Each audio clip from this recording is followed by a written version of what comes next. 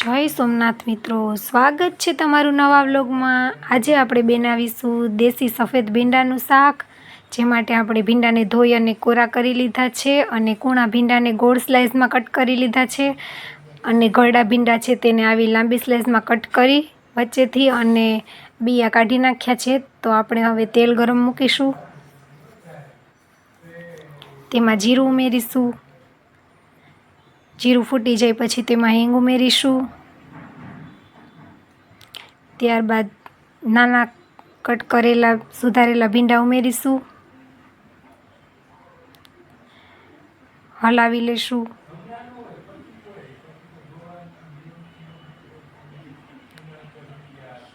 હવે ભીંડાને આપણે તેલમાં ચડવા દઈશું।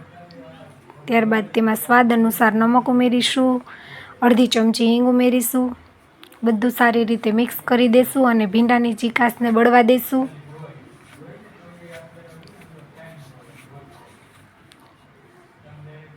હવે તેમાં લસણની પેસ્ટ ઉમેરીશું, બધું સારી રીતે મિક્સ કરી લેશું।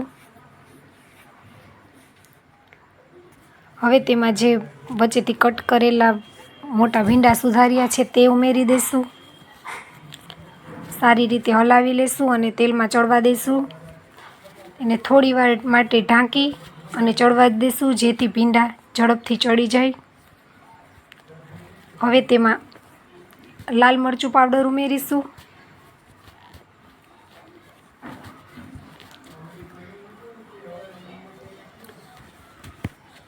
સારી રીતે મિક્સ કરી લેશું જેથી ચટણી બધા ભીંડામાં મિક્સ થઈ જાય।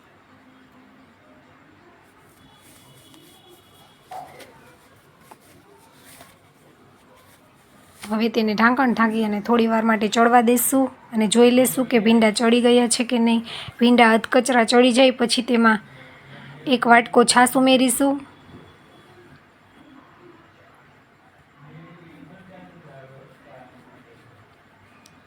જો મિત્રો મારી ચેનલને હજુ સુધી સબસ્ક્રાઈબ ન કરી હોય તો સબસ્ક્રાઈબ કરી લેજો અને બાજુમાં રહેલા બેલ આઇકોનને જરૂરથી દબાવજો જેથી મારી નવી નવી રેસીપી તમારા સુધી જલ્દીથી પહોંચતી રહે। અને વિડીયોને લાઇક, શેર અને સબસ્ક્રાઈબ કરવાનું ભૂલતા નહીં। અને જો ભીંડાનું શાક સારું લાગે તો કોમેન્ટ કરજો। તો શાક ચડી ગયું છે, તેમાં કોથમીર ઉમેરી ભીંડાના શાકને આપણે સર્વ કરીશું। તો તૈયાર છે આપણું દેશી સફેદ ભીંડાનું શાક, ગરમા ગરમ બાજરાનો રોટલો અને રાયતા મરચાં। તો આજની ડીશ તમને કેવી લાગી તે કોમેન્ટ કરીને જરૂરથી જણાવજો।